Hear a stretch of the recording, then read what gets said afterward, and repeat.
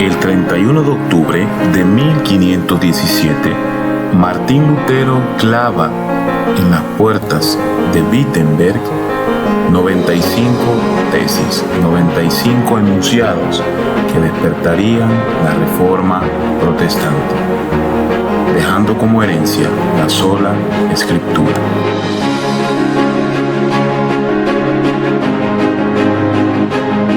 Como en la mayoría de las acciones históricas, hay decisiones buenas, decisiones malas, buenas consecuencias y malas consecuencias. En este caso vamos a tomar algunas consecuencias buenas, que son lo que nosotros conocemos como las 5 solas. También lo vamos a explicar en un momento.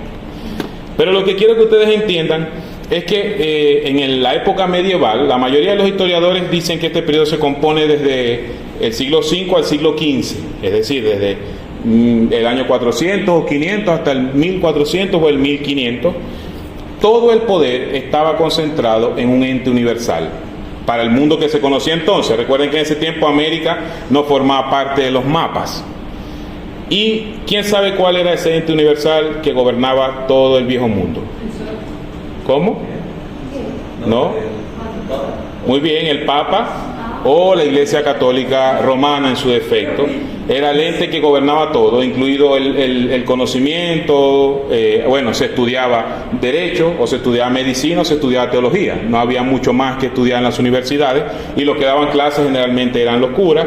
La Biblia estaba en latín solamente, era incluso penado con la muerte traducirla a cualquier idioma. De hecho, fue la consecuencia que tuvo John Wycliffe en el año 400 más o menos, Juan Hus 100 años antes de la Reforma, y todas estas personas que por lo menos intentaron traer al idioma de cada país la palabra de Dios. Hoy en día la tenemos en cualquier idioma y en muchas versiones. Bueno, de hecho, era tan cerrada la situación con la Iglesia Católica Romana en aquel tiempo que hasta los años 60, pregúntenle a los más grandes de su casa, las misas aún eran en latín. Y bueno, yo creo que aquí, de los que estamos hoy aquí, nadie habla latín, a menos que me sorprenda. Ahora, el pastor. Sumémosle a esto que en aquella época, en la época que vivía Martín Lutero, gobernaba el Papa León X, y él tenía una campaña de guerra contra Oriente, contra los turcos, contra los árabes, para recuperar el territorio santo, que es lo que hoy se conoce como Israel. Esto había gastado dinero. Ahora, entremos en contexto de lo que pasó antes de la Reforma. Había una guerra y el Vaticano estaba gastando dinero en esta guerra. Por otra parte, se estaba construyendo la Basílica de San Pedro, la que ustedes pueden ver hoy en el Vaticano, y al Papa se le ocurrió una idea. Y esta idea fue decir, bueno, vamos a hacer unos certificados, como los que nosotros nos ganamos en el colegio, y que las personas paguen, les damos un certificado de esto, y así ya no van más al infierno. Es decir, usted podía ir con dinero, pongamos el ejemplo, se muere mi mamá, yo voy con dinero, busco al vendedor de indulgencia, le digo, mire, señor vendedor, se murió mi mamá. Yo traigo aquí plata. Bueno, ¿cuánta plata trae? Bueno, tengo 2 millones de pesos. Yo no tengo 2 millones de pesos, pero si lo tuviera hiciera eso. Y tengo 2 millones de pesos, y él me va a decir, bueno, entonces tu mamá va a pasar solamente 2 años en el purgatorio, porque para eso te alcanza. Me da un papelito y yo me iba tranquilo a mi casa porque mi mamá había sido salvada. Sabemos que eso no es lo que la Biblia enseña, pero eso era lo que se manejaba en el momento para hacerlo mucho más comprensivo para ustedes. Y esto fue encargado a los mejores sacerdotes que también tenían buen carisma para vender. Entre ellos se encontraba Johann Tetzel, no sé cómo se pronunciará bien, que decía que una vez que la moneda entra en el cofre, un alma del purgatorio salta al cielo. Ese era su refrán. Él decía, usted echa la moneda aquí y el alma se libera. Ahora, claramente esto no es bíblico. Todos sabemos hoy en día, todos los que estamos acá, que la Biblia no enseña tal cosa. El problema era que en aquel tiempo no todo el mundo tenía la Biblia, y no todo el mundo tenía la capacidad de entender la Biblia, y no todo el mundo se le explicaba la Biblia. Es decir, no a todo el mundo se le explicaba la Biblia. La Biblia se mantenía como un secreto de Estado, entre comillas, en el Estado Vaticano, y los curas enseñaban hasta cierto punto. Aunque pensándolo bien, yo reflexionaba un poco, y a veces pasa lo mismo en nuestras casas. Teniendo la Biblia ahí, nosotros no acudimos a la Biblia. teniendo la posibilidad de tenerla en los teléfonos, en las tablets, en los computadores o incluso físicamente en varias versiones, muchas veces no acudimos a ella en nuestros hogares, solamente la sacamos a pasear el domingo y cuando llegamos la guardamos en el mismo lugar hasta el próximo domingo, hasta el próximo sábado. Ahora, como les decía, todo movimiento nos deja malas y buenas consecuencias. Entre las buenas consecuencias que nos dejó el movimiento reformado están las 5 solas, que la vamos a tratar durante este mes. La sola escritura, que quiere decir solo por medio de la escritura. La sola fide, que significa solamente por la fe Dios salva. La sola gratia, o solamente por la gracia. Solus Christus, o solo Cristo, que solamente Cristo salva. Y sole Deo gloria. Cada quien va a ir enseñando eso en su momento, así que no se pierdan los siguientes sábados, porque cada sábado tiene una enseñanza diferente. Y bueno, como ya notaron, el día de hoy nos toca entender la sola escritura. Ahora, como les dije, no quiero exaltar ese momento ni a las personas que participaron, quiero que valoremos nosotros el esfuerzo que ellos hicieron para que la Biblia hoy la tengamos en nuestro idioma, y más que en nuestro idioma, que sea accesible, y sobre todo que no sea un delito, que por usted leerla en su idioma, lo vayan a quemar en la hoguera. Agradezca eso al Señor. ¿Qué significa sola escritura? Que solamente la escritura tiene la opinión final. No hay autoridad alguna sobre la tierra que pueda imponerse o igualarse a ella. La Biblia es la palabra de Dios y no hay nada igual, ni cerca de ella en consejo y en perfección. No hay nada igual a la Biblia, ni nada se le acerca a la Biblia. No hay un buen libro, hay muchos buenos libros, pero no hay uno que sea tan bueno como la Biblia. Hay buenos consejos, pero si no son bíblicos, pueden haber buenos consejos no bíblicos, pero ninguno se acerca a la Escritura. Dice nuestra declaración de fe, la puede buscar en la página de la iglesia, tvbosa.cl, en el punto 1, creemos que la Biblia es la única palabra de Dios inspirada, infalible y de autoridad. Eso dice la declaración de fe del Templo Bíblico Bautista de Avenida Osa. Ahora, ya leímos 2 Timoteo 3:16. ¿Quién la tiene por ahí? ¿Alguien que la busque rápido? ¿Alguien más? A ver, Oscar, Cami, busque 2 Timoteo. La tiene Oscarito. 3:16. Marco, ¿puede buscar 1 Pedro 1:19? Ya también lo leí. Toda la escritura es inspirada por Dios y útil para enseñar, para redarguir, para corregir, para instruir en justicia. 19. Muy bien, 1:19, primero. Ya, muy bien. Toda la escritura es inspirada por Dios. Primer punto, muchachos, desde Génesis hasta Apocalipsis, la escritura es inspirada por Dios. No hay una coma, no hay un punto, ni siquiera un espacio dentro de la escritura que se desperdicie. En el curso de los miércoles estuvimos viendo un poco acerca del libro de Jueces. Bueno, lo leímos todo. Y nosotros, el pastor y yo, conversamos y decía, bueno, hay mejores libros para tratar los temas que estamos tratando los miércoles, pero llegamos a la conclusión que muy sabiamente enseña la Biblia que toda la escritura es inspirada por Dios y es útil para enseñar, para redarguir es confrontar algunos argumentos, para corregir, es decir, si estamos andando mal nos corrige, y para instruir en justicia. Marco, 2 de Pedro 1:19. Tenemos también la palabra profética más segura, a la cual hacéis bien en estar atentos como a una antorcha que alumbra en lugar oscuro, hasta que el día esclarezca y el lucero de la mañana salga en vuestros corazones. Muy bien, tenemos también la palabra profética más segura. Por consecuente, jóvenes, la misma Biblia afirma que ella es la palabra profética más segura. Ahora, si no estamos atentos a ella, obviamente no es provechosa. Miren, dice aquí, porque nunca la profecía ya, tenemos la palabra profética, la cual ven a hacer, en estar atentos como una antorcha que alumbra en lugar oscuro. ¿Saben qué? Cuando yo leí este texto me acordé, ¿se acuerdan el paseo cuando fuimos al bosque en la noche, verdad? Bueno, los que no fueron les cuento, los que se lo perdieron. Hicimos un paseo al bosque, y en ese paseo la regla era que no podían haber luces, teníamos que ir a ciegas. Pero como ya yo estoy un poco más viejito que el resto de ustedes, yo dije, no, yo sí voy a prender mi luz, porque la idea es cuidarlos yo a ustedes, yo no voy a volver yo con una pierna rota. Y prendí mi luz. y la linterna de mi celular alumbraba tanto en la noche, tanto que yo sé que les arruiné el momento, pero bueno, era... Ahora, la idea es que dentro de la oscuridad, cualquier pequeña luz deja un resplandor increíble. De esa misma manera debe brillar la Escritura en nuestras vidas. Los que estaban conmigo esa noche no podían ignorar que yo prendí mi luz, porque así fueran varios metros adelante se iban a dar cuenta que yo prendí mi luz. De tal manera debe brillar la Escritura en nuestras vidas, en nuestras piezas, en nuestras casas y en nuestra iglesia, haciendo una ilustración que la gente que pase por Vespucio vea que nosotros tenemos esa llama encendida. De esa manera debe ser. ¿Hasta cuándo? Hasta que aparezca el lucero de la mañana, que es el Señor Jesús. Rodri, Mateo 4:3. ¿Ah? Y vino a él el tentador y le dijo: si le dijo a Dios que estas piedras se conviertan en pan. Muy bien. 4. Él respondió y dijo: escrito está, no solo de pan vivirá el hombre, sino de toda palabra que sale de la boca de Dios.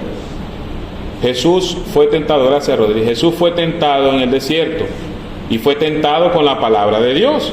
Vino el tentador, es decir, Satanás, y le dijo: si eres hijo de Dios, di que estas piedras se conviertan en pan. Él sabía que Jesús tenía esa autoridad, pero Jesús respondió: escrito está también, no solo de pan vivirá el hombre, sino de toda palabra que sale de la boca de Dios. Por consecuente, usted, miren, aprendan esto: si el Señor Jesús usó la palabra para enfrentar la tentación, ¿qué les hace creer que ustedes no deben usar la palabra para enfrentar la tentación? Cuando una tentación venga a su mente de cualquier tipo, de tipo sexual, una tentación de tipo inmoral, o simplemente una tentación de aquellas que nos hacen perder el tiempo, nosotros debemos responder con la palabra de Dios. Cuando estamos viendo que pasamos mucho tiempo en las redes, por ejemplo, haciendo cosas que no son edificantes, recuerden que todo es lícito, pero no todo nos edifica. Cuando estamos consumiendo algún contenido que quizás no es pecaminoso claramente, pero que tampoco nos ayuda mucho, todo me es lícito, pero no todo me conviene.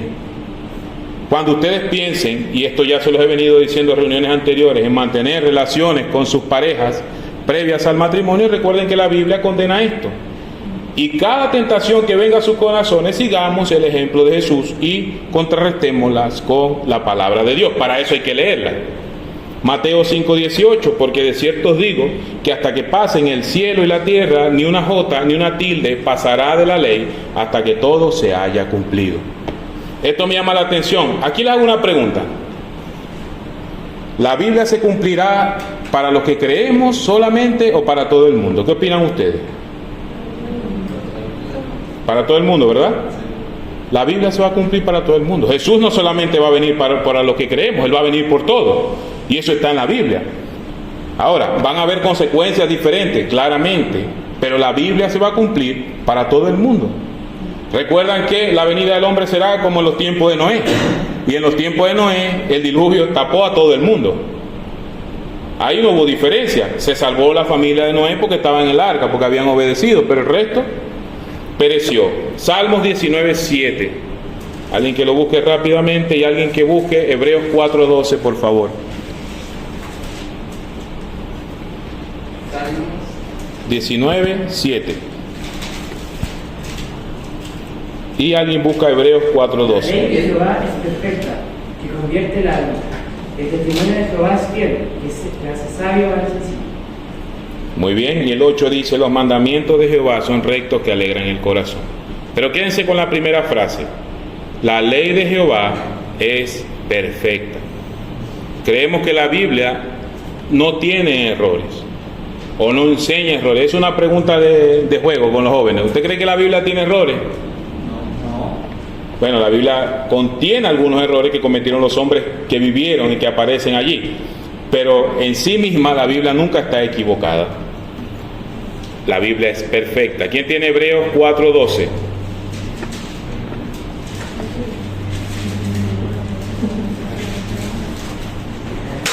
Porque la palabra de Dios es viva y eficaz y más cortante que toda espada de dos filos, y penetra hasta partir el alma, el espíritu, las coyunturas los tuétanos. Y discierne los pensamientos. Los pensamientos y las intenciones del corazón. Amén. Porque la palabra de Dios es viva y eficaz. Por ahí hay un dicho que algunas personas repiten que dice que la Biblia es el único libro que nosotros leemos estando el autor presente. La Biblia, cuando nosotros la leemos, el autor está ahí porque el autor es omnipresente. Pero más allá, la Biblia es viva y eficaz. ¿Qué quiere decir? Usted cuando abre su Biblia o cuando prende su Biblia en estos tiempos, usted no está abriendo un libro que fue escrito hace 2000 o 3000 años y que ahí se quedó. Eso pasa con la Ilíada, por ejemplo, o con la Odisea, o con... La Biblia es un libro vivo que nos enseña directamente a nuestras vidas y es capaz de cambiar la conciencia del hombre. Escuche eso, es capaz de cambiar la conciencia y transformar la vida de la persona. Ahora, los textos que encontramos en la Biblia misma nos lleva a una conclusión, y es que la Biblia es vital para nuestra vida. Pero no solo eso, además de esto, la Biblia es suficiente. Recuerden eso. Nosotros todos como creyentes, como bautistas, como cristianos, entendemos que la Biblia es necesaria, pero además la Biblia es suficiente. No quiero decir con esto que usted no lea otros libros, buenos libros, para entender la Escritura. Un buen comentario bíblico nunca está de más, o tener varias versiones, o leer algunos libros acerca de la fe que hombres con muy buena intención escribieron antes. Cuando el libro no está escrito bajo el yugo de la Escritura, bajo la autoridad de la Escritura, no es un buen libro. Pero la Biblia es suficiente. Cito, es decir, que las Escrituras son suficientes, significa que la Biblia es todo lo que necesitamos para equiparnos para la vida de fe y servicio. Escuche bien, es todo lo que necesitamos. Nos proporciona una clara presentación de la intención de Dios para restaurar la relación entre Él y la humanidad a través de su Hijo Jesucristo. Eso es lo que necesitamos para vivir, y eso la Biblia lo enseña claramente. Usted no tiene que hablar griego, usted no tiene que hablar hebreo, ni latín, ni ningún otro idioma raro, ni tener 50 libros, ni el comentario completo de John MacArthur o de quien sea para entender eso, porque la Biblia es suficientemente clara. Otra frase que escuché hace poco: ser bíblico significa hablar cuando la Biblia habla y callar cuando la Biblia calla. Mantenernos en esas fronteras que el Señor nos deja. Ese material lo saqué de What Question, que es una buena página para ese tipo de preguntas. Ahora, yo no quiero que ustedes lean la Biblia por legalismo. ¿Cómo se lee la Biblia por legalismo? Usted se levanta, y si está en el curso de los miércoles va a ver mi mensaje que envío todos los días a las 6 de la mañana diciendo el capítulo que nos toca, y usted va a decir: ya Ángel envió el capítulo. Abre la Biblia, lo lee así como fastidiado, como cuando se le ha terminado. Va por el versículo 2, tiene 176 versículos, y usted va por el 2. Faltará poco, faltará. A veces se saltan los versículos. Esto no es importante, no es importante, ya, cumplí. Esa no es la actitud que yo quiero que usted tenga. O que deseamos nosotros como iglesia que usted tenga. Nosotros queremos que usted ame la Escritura, y por eso les vamos a dejar una tarea. Y es que el Salmo 119, en el Salmo 119, el autor del Salmo nos va mostrando cómo él se deleita en la palabra. Así que durante la semana, los líderes de los jóvenes nos van a recordar cada día cuáles versículos tenemos que leer de este Salmo. Pero como me quedan unos 5 minutos, vamos a analizar algunos. Cami, busque el Salmo 119, todos en el Salmo 119, y Cami lee del 1 al 6. Bienaventurados los perfectos de camino, los que andan en la ley de Jehová. Bienaventurados los que guardan sus testimonios y con todo el corazón le buscan, pues no hacen iniquidad, los que andan en sus caminos. Tú encargaste que sean muy guardados tus mandamientos. Ojalá fuesen ordenados mis caminos para guardar tus caminos. Entonces no sería yo avergonzado cuando atendiese a todos tus mandamientos. Muy bien. Bienaventurados quiere decir dichosos.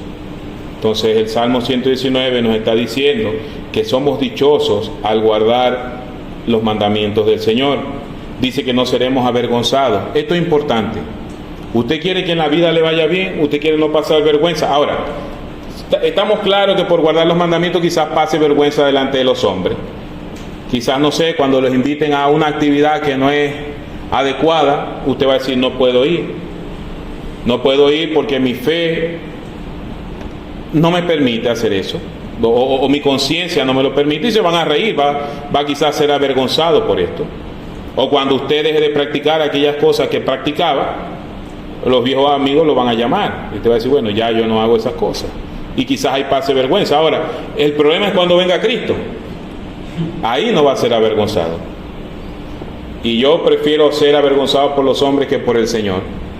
No sé ustedes qué escogen. Versículos del 9 al 11, Marco, porfa. Del 9 al 11. Sí, por favor.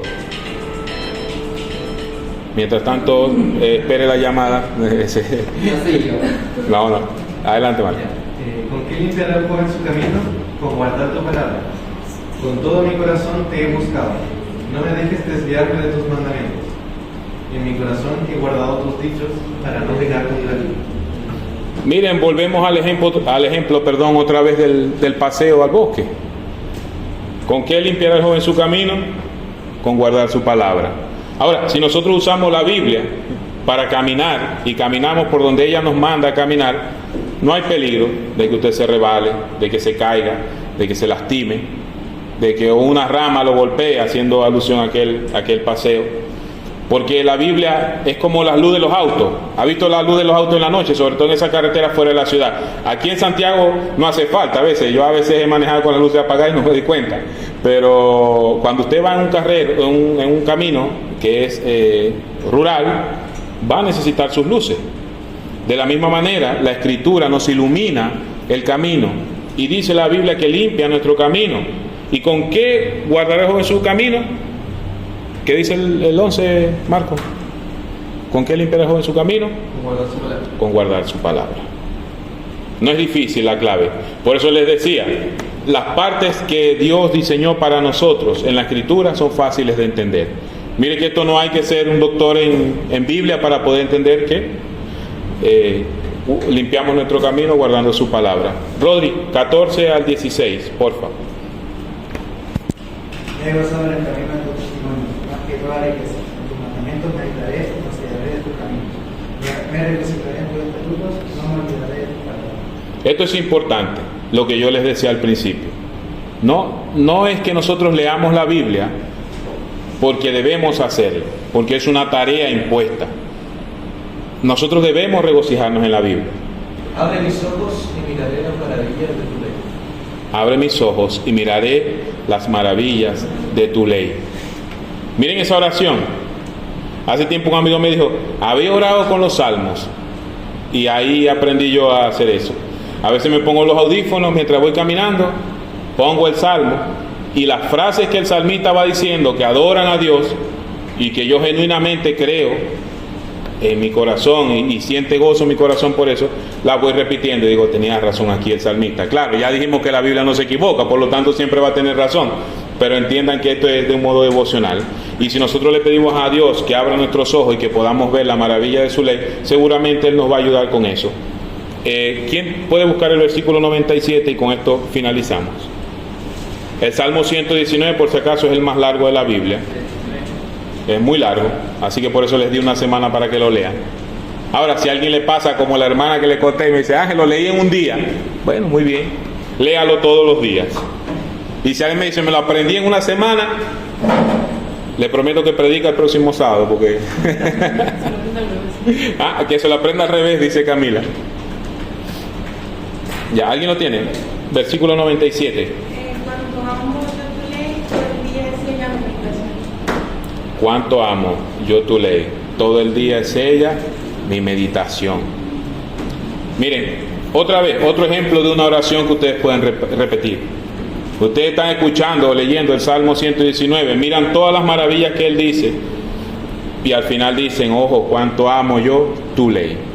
¿Qué sería cuánto amo yo tu palabra? O cuánto amo yo lo que aquí está escrito en este libro. Rápidamente, 3 aplicaciones prácticas para ustedes. Lo primero es que la Biblia se vuelva más dulce para ustedes. hagan lo que la Biblia enseña. Pero no hagan lo que la Biblia enseña porque los demás lo estamos viendo. Háganlo para agradar a Dios. No me voy a comportar de esta manera porque la gente espera que yo me comporte así. Yo me comporto de esta manera porque yo amo a Dios. Dios me está mirando. Dios está conmigo. Y yo necesito agradarle con cada paso porque Él murió por mí en la cruz. Así cambian su corazón de un corazón religioso a un corazón devocional. A un corazón que ama a Dios. Y la aplicación sobre la Escritura, que fue lo que vimos hoy, no lean por leer, no lean por cumplir. Hay planes. YouVersion, por ejemplo, la aplicación de la Biblia, nos ofrece un plan de la lectura de la Biblia en un año. Todos los días nos da capítulos y versículos para terminar en un año. Un dato curioso que ya se los he dicho, si usted lee 3 horas la Biblia al día, la va a terminar en un mes. ¿Sabía eso? Y si lee 1 hora al día, la va a terminar en 3 meses. Es el promedio, obviamente, días más, días menos, porque depende de la velocidad con la que lea. Ahora, hay gente que se enfrasca en estos planes y llegan diciendo, no, 3 meses, 3 horas diarias, de 1 hora diaria, 3 meses, la leo 4 veces en el año. Pero se detuvieron de verdad.